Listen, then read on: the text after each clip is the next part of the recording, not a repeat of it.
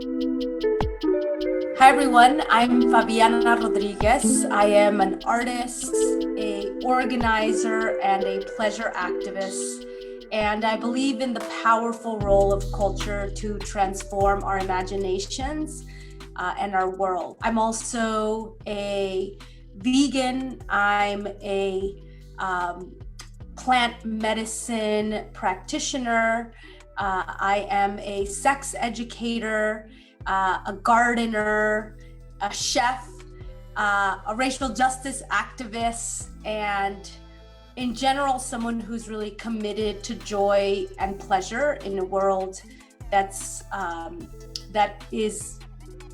exists in a domination frame. I am the daughter of immigrants. I grew up in Oakland during the war on drugs, and that really shaped me, as well as the birth of hip hop. And that shaped me as well.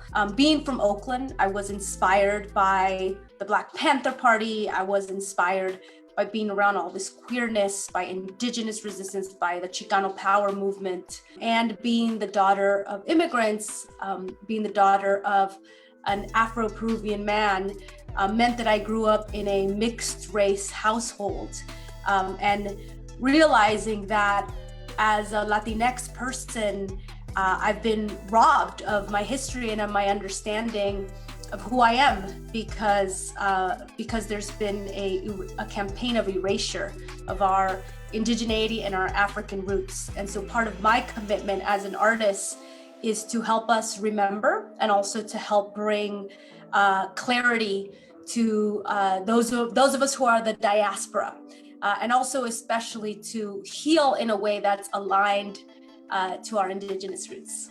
In a world in which white supremacy and colonialism and patriarchy dominate, it shapes what kinds of stories we're exposed to. You know, when I was growing up, I didn't see people like me on the television screen. I didn't see dolls that looked like me. I saw very limited stereotypical depictions of who I was, or none at all. And so as an artist, my role is to create things that are a testament to the fact that I exist, my community exists, my people exist. And in the creation of art, it is the manifestation of an idea. It is the manifestation of a reality. And it exists in here, but it'll exist in a form or an object when I do that, when I create it, when I make art. And this is why I think art is so important, because it allows us to take our ideas, the things that we imagine, the things that we want to see manifested in the world, we can create them. And it doesn't have to be real. It can be purely based on an idea of where we want to be in the future. It can be from our fantasies, but the way that we can share it with other people is by creating them. And it's especially important that we depict ourselves as having joy, as feeling pleasure, because as people, you know, my ancestors were brought against their will. My community members are exploited on agricultural farms, in slaughterhouses. In many ways, my people are called illegals, even though this is our land. This is the land that so many of our ancestors came from. So our bodies, many bodies of BIPOC people have been exploited for the benefit of a wealthy white class. And so reclaiming our relationship to our bodies in a way that feels joyful is resistance. And I like to depict that. I like to talk about all the things that I wasn't able to talk about, because I grew up in a culture that was like, Bobby, you got to get straight A's, because that's how you're going to get out of the hood. You have to make sure and work very hard, because that's why we immigrated here, is to work hard. And all the messages were about being a good pawn in this capitalist system, because that is what my parents were exposed to. That is what the messages around them told them. And that's exactly why we have to create different kinds of messages. And we have to do it in a way that feels sexy, that speaks to our emotions. That's what art is. And for me, making art is about having a different kind of relationship to our bodies, especially healing from messages of hyperproductivity. If it's not hyperproductivity, it's usually hypersexualization. It's for womb carriers, it's a message around having to reproduce or having to, that our bodies are in service to somebody else's pleasure. And those are all things that we can do by stories about how we own our pleasure. And so when I create content, whether it's about, trying out the new sex toy or being comfortable, even loving myself. I mean, I didn't learn how to masturbate till I was in like my late 20s. And that's because I just didn't get messages about that. There was nobody who looked like me that was talking about that. My sex education was strictly about reproduction. And so the way we deprogram ourselves is by listening to new kinds of stories and also remembering that this is what we have autonomy. This is what we have. This is our full autonomy, is the bodies that we move in. And so how do we prioritize our bodies being in relationship to nature, being in relationship to ourselves, knowing how we can feel love? Because a lot of the messages we get about love and romance are also extremely rooted in patriarchal, heterosexist, cis-centric ideas. I think Funkadelic said this, but free your ass and the rest will follow. Or free your mind and your ass will follow, something like that. But I'm definitely about it. We human beings, we exist along a range of emotions, right? And that emotion can, on one side you have anger, you have sadness, you have emotions that typically are viewed as emotions that are kind of hard to deal with. And I think that often we get so many messages about our pain, especially in activism. It's all about pain. And the reality is that pain doesn't make us feel good. That's why it's called pain. And I think that because of many factors, but even religion, that pleasure has been seen as something that is delayed and only comes after you've felt the pain. And I think that essentially we need to really, really challenge that and question that, because pleasure is why we're here. We are here to smell the flowers. We're here to engage with nature. We're not here to make people rich. Like, we have not been created by the earth as beings to do that. We've been actually here to feel the full range of emotions, and we have a right to do that, to feel the full range, which includes joy and pleasure. Let's talk about pleasure specifically and what it is. Pleasure is essentially feeling good. And you can feel good after you take a walk. You can feel good after you make a good meal for yourself. I feel good when I cuddle with my dogs. I love my dogs.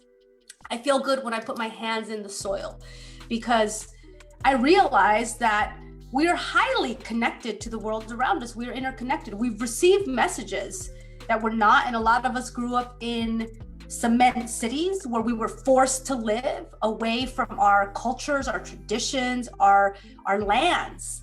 And pleasure to me is reconnecting with that, but also knowing that we have bodies that were made for pleasure, right? And so when I think about, how it feels when I touch my neck, or when somebody gives me a hug, or when I touch my ears, or when I stretch, these are all things that I'm helping produce in my body. And so if we take it a step further, is how is it? It's very hard to ask for what we want. We are human beings, so we want touch. We can't live without touch. And I think in the pandemic, we've really realized how core touch is. And that could be a hug.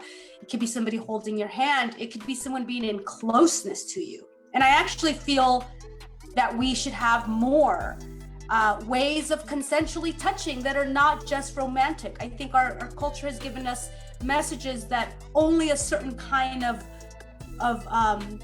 definition of people can hug or embrace or hold each other, but I don't believe that. I think that we should be giving each other the touch that we love consensually, of course, because it actually activates. It activates our serotonin. It actually does things to our chemical brain.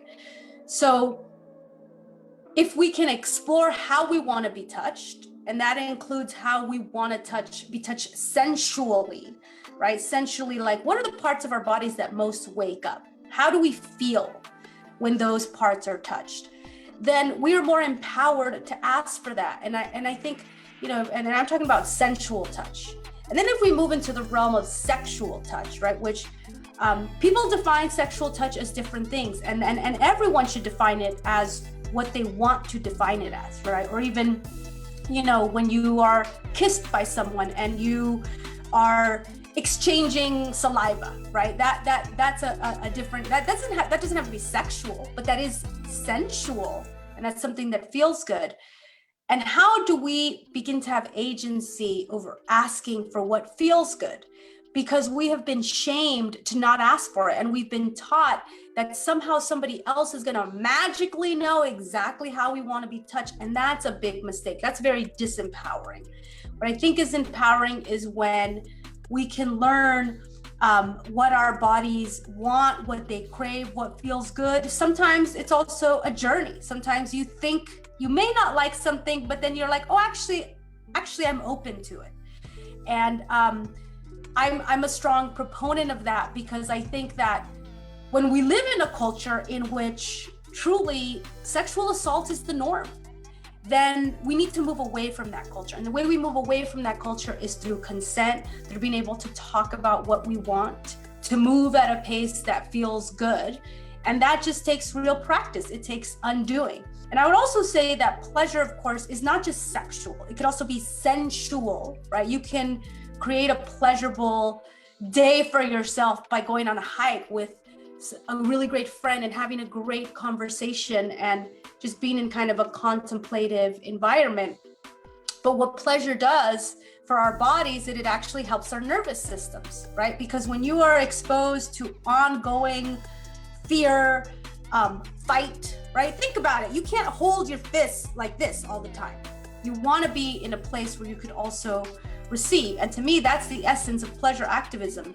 It's the ability to prioritize the things that feel good, because it's actually very patriarchal to say, oh, feeling good only has to come after you feel bad. It's actually a way of domination. It's a way of dominating us, because when our bodies are crushed and our relationship to our bodies is determined by an external force, which we know that's what capitalism and that's what exploitation is.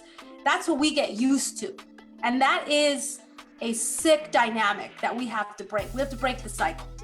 And you break the cycle by focusing on what feels good, and also knowing that actually is so critical to your health. I mean, let's think about it. Even, raising children, putting good examples to children. Like, children will thrive when they get the hugs that they need, when people listen to them, when people show them how to be autonomous and also how to feel good, right? That's how we can raise strong children, but it starts with us. It starts with deprogramming ourselves.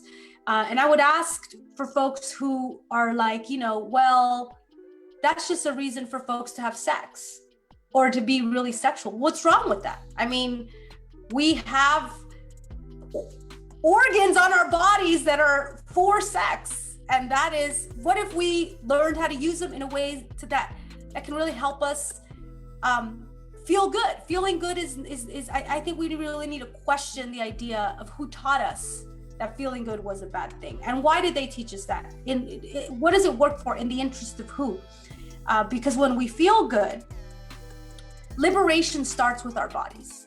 And to be truly free, we have to embody the freedom in our bodies. And that means being able to explore the full range of emotions and experiences that life offers us. Pleasure is viewed as trite because that's a really good lie to tell someone so you can exploit them and so that you can make them work their ass off to enrich somebody else. Because if we lived in a world in which people were like, pleasure is my right, they're gonna be, you know what? I've already worked my hours. It's time for me to go home and feel pleasure with my family, to be connected to my family. And they will be like, no, I'm not gonna work for you for no $10 an hour because it ain't worth my pleasure. It ain't worth me being away from my family. And if we lived in a pleasure-oriented society, we would say we need to actually pay people really good because they need to go home and feel good because that's why they're alive. They're alive to go be parents, lovers, partners. They're alive to write the next novel. That is what we value in humanity. But we don't live in that world. We live in an extractive world where we need to dominate. Our economic system would not work if domination and exploitation were not the norm. Those are the norm. And so in order for that to be the norm, you have to say, oh, no, pleasure, you only get a little bit. You only get a little bit. And you only get it after you do X, Y, Z, after you work very hard. And you're not entitled to pleasure until you are, not only have you proven yourself, but if you're a person of color, if you're Black, Indigenous, Latinx, you got to even do some extra to get pleasure. So pleasure is viewed as something trite because that is the cultural norm that allows for us to exploit life. Because we're not just exploiting human beings, we're exploiting animals, we're exploiting natural environments. And again, if we were to say, you know what, why are we drilling into the earth? Like, we deserve for our earth to be intact for the pleasure of future generations. And actually so that these birds and these bears and these monkeys have a place to live because it's their right also to feel pleasure and to be in their to be in their home. It's their right. But because we don't have that view, instead, we will go destroy natural environments. This is why our planet is dying, because what we do value is profit and enrichment for the few on the backs of other bodies. On the backs of Black bodies, Indigenous bodies, animal bodies, the ocean, the forest. Those are all bodies. All those things are alive, and we want to take and extract and take and take without restraint. And so in that world, yes, you bet you got to make pleasure a tiny little thing. And actually, usually the people who get to feel the most pleasure are the people who benefit after exploiting everyone else. They have, and actually, if you think about it, the stories that we see on TV of people who are most feeling pleasure, those are mostly white people, and it's mostly white men. We see, a lot of what we see is their pleasure. And so we are programmed to think that, if we want what the white man has. We want that kind of pleasure. We want the really fancy car. But that's something that has been sold to us. Because in reality, we can access pleasure anytime. We don't need status. We don't need, these fancy cars. Those are all man-made things, and literally a man-made narrative to help this broken system continue. And so pleasure is actually not trite. Pleasure is fundamental to us as human beings. If we do not prioritize pleasure, if you don't do that with children, it will stunt them. If adults do not feel pleasure, they will fall into mental health cycles, right? We won't heal. If people don't feel pleasure, they will literally get sick in their bodies. The pain and the trauma from the past will take over your body. But when you prioritize pleasure, you also prioritize healing. You prioritize spaciousness so that you can examine, hey, why am I feeling this way in my body? Where does that come from? You can only get that when you turn everything off. And that to me is what pleasure is. And, for me, as somebody I got messages around sex that were so harmful. Things like, keep your legs closed, don't be a slut, ain't nobody want to see your blood, roll that pad up in like 20 layers of tissue paper, nobody want it. And just like everything, even like, having to like hide where my underwear was drying, nothing. I couldn't even see drawings of my own genitals, right? I mean, I can tell you, there's so many people who can draw a penis with their eyes closed. People can't draw an accurate vulva. It's like I've been denied the opportunity to connect with my body, and it has really, really impacted me. It impacted me for 25 years. And then when I began to read people like Audre Lorde, when I began to read books like The Ethical Slut and be exposed to all of these different ways of thinking, I was like, wow, this is what I want to be doing, because luckily, there was a little voice inside my body, and it really, originated kind of in my womb that was like, actually, this feels good. And, fuck what everyone else says. Like, I'm here and I'm yours, and we're gonna go on a journey together.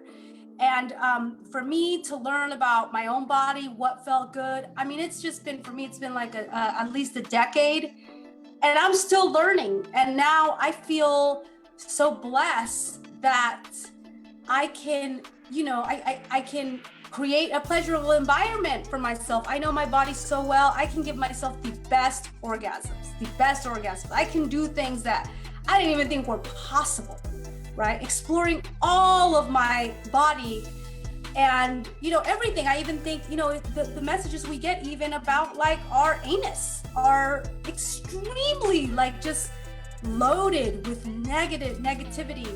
And I've learned how to explore that. I've learned how to explore all parts of my body.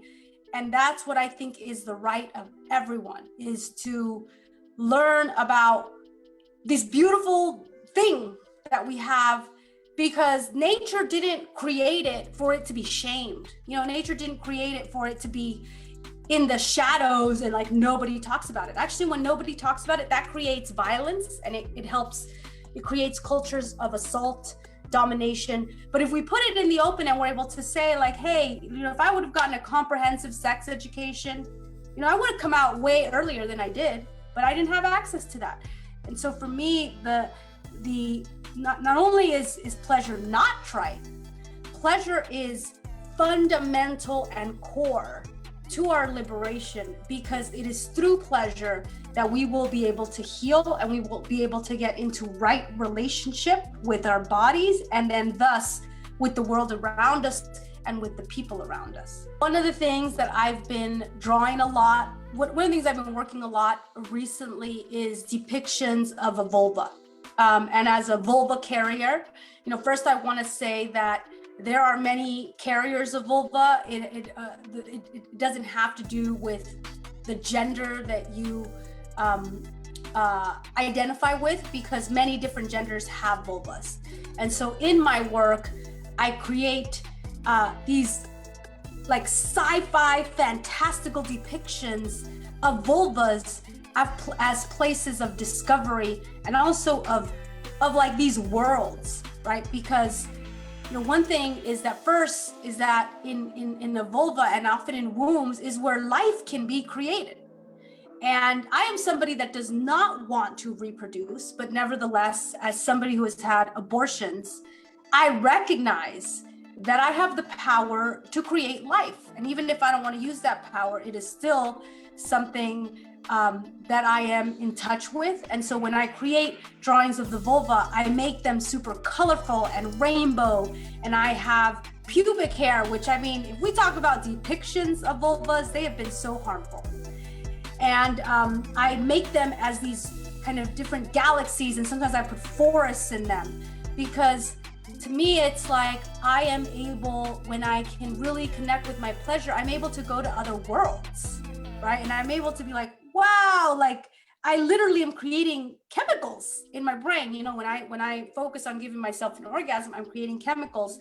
And so showing a vulva in this futuristic way was important for me to heal, because in doing so, when people see that, I've gotten so many questions. Like, people are like, oh, what is that little shiny thing at the top? And I'm like, well, that's a clitoris.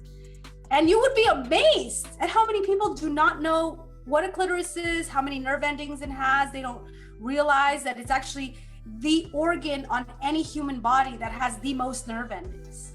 And so that's why it works in a certain way, right? And I always talk about how, because people are like, oh, I like your vagina art. And I'm like, that's not a vagina art. First of all, that's a vulva. A vagina is a particular part of the vulva that is where something goes in and out, a baby comes out of there, but it's actually not the only part. And the fact that you're calling this a vagina is part of what you're not seeing, which is all of these other elements of a vulva. And so let me take a moment to explain that. And so I've created that. I've also done a lot of social media videos about how I'm creating a new relationship with my anus, learning what it feels like. And especially, as being in a community with a lot of gender non-conforming, trans and non-binary folks, it is about how do we demystify and bring to light all of the different body parts that can bring us pleasure, right? How do we make that information available? And then finally, I've been doing a lot of work on masturbation and actually talking about it. And at first, of course, I was very self-conscious about it because I'm always like, oh my God, what is my mom gonna say? Because again, the shame is so strong in me. I mean, the shame that my mom actually perpetuated, the women in my family perpetuated a level of shame that I still live with. And I still always ask myself, what is my mama gonna think? Even though I'm a 42-year-old woman, I still ask that. And I have to be like, you know what? I am an autonomous person.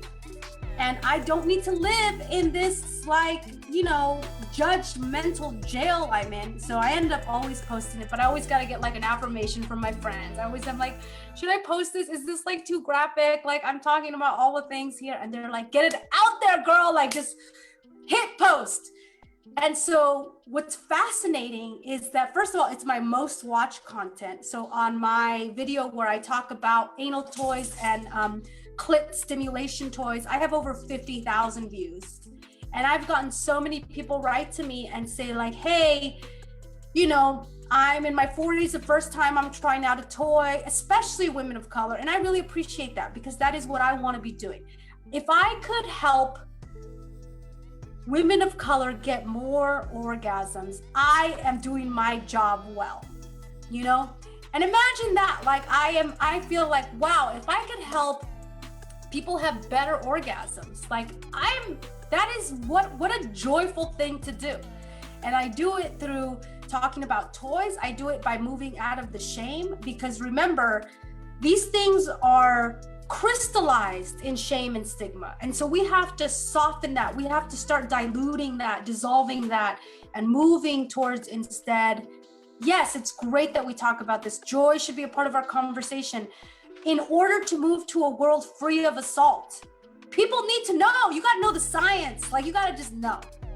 Otherwise, how are you, unfortunately, we live in a culture that depicts people as if they automatically know what to do. And you can't automatically know what to do. It requires conversation. It requires also responsibility of the person to know what they like, because how are you going to ask for how you want to be touched if you don't know? Or maybe you just say that I don't know, but let's experiment, right? And that still requires conversation. And I feel like our culture, what we see on TV and film, they're not having conversations. They're not even asking questions, which to me, I'm this is so harmful, And so my role as an artist, and because I'm an artist, I can do that. I feel like I'm in a safe space where I can show myself, naked. And I can say this is the body I'm in, and I'm a vegan. I'm naked with my corn and my avocados and my kale. And that's how I talk about it. And actually this year, in 2020, during the elections, I produced my first porn, and it was an election porn. And it was so good that first of all, I collaborated with a Black woman who is also runs a BIPOC collective of porn actors, and who is talking about white supremacy in the porn industry, in the adult film industry. And I worked with a Black and Latinx performers. And the story that I did was about voting, and about how the female character was just so excited that her man went out vote, but he was also volunteering. He was doing phone banking. He was like, yo, I'm gonna call my uncle in Georgia, in Arizona. And she's just like, hey, tell me more. And then they start having sex because she's just so turned on about his activism. And people just love that video. In fact, it got picked up by a very independent adult site called Pink Label, Pink and White, or something like that. And it got written up as one of the most kind of groundbreaking short adult films that also talked about voting, and even Pornhub put it on the front of their website.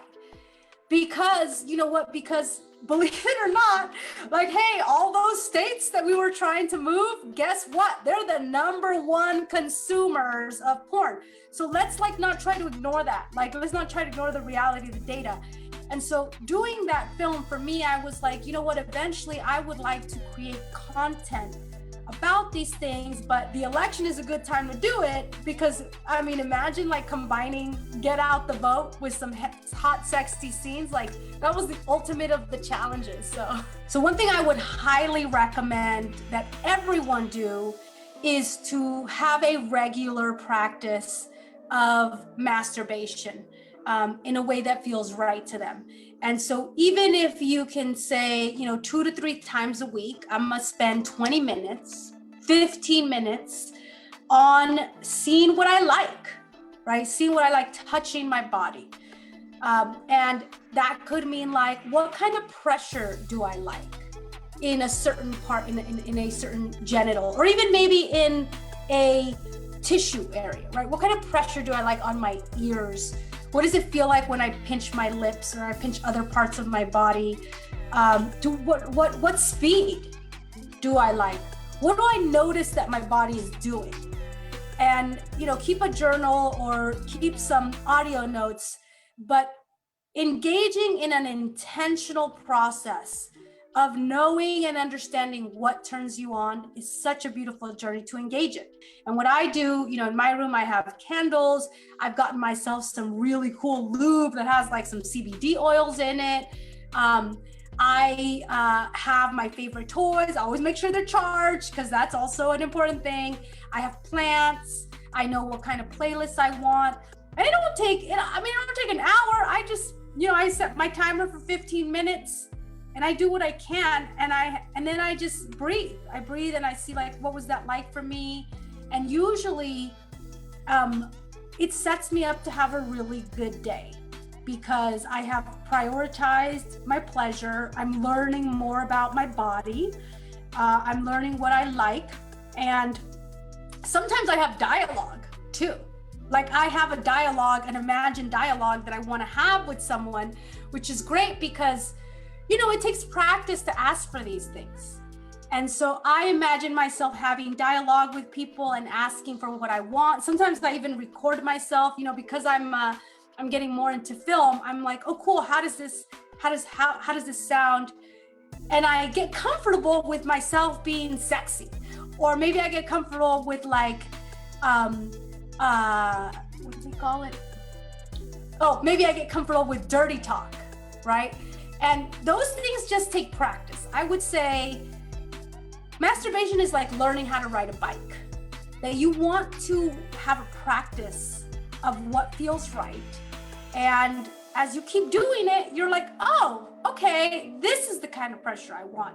This is how I begin to build up so that I can be ready for X, Y, Z. This is what it takes. This is how I feel the sexiest in my body when I do these things.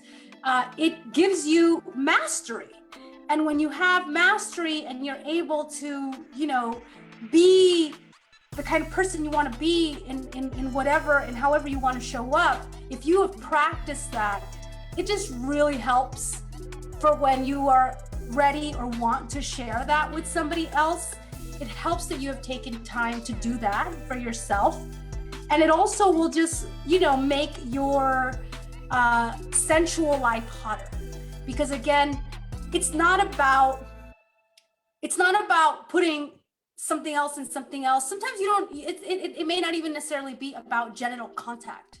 It might just be about a really good cuddle session, or it might just be about a really good makeout session. And the more you can practice that and be like, you know what, I'm just like, I really want to have like the ultimate spooning experience, right? It's just like, it's nice to be able to go into those spaces with an understanding of really maximizing what that's going to be like for you. And it is also rewarding because we don't have to follow a 1, 2, 3, bang, bang, bang. Don't have to be like that. And I actually encourage people to think about what are all the different ways that I can feel joyful in my body that moves at the pace that you want to move at. And so if you can create a practice for yourself, it just allows you to have more tools. And I think the more tools you have, the better experience you will have overall.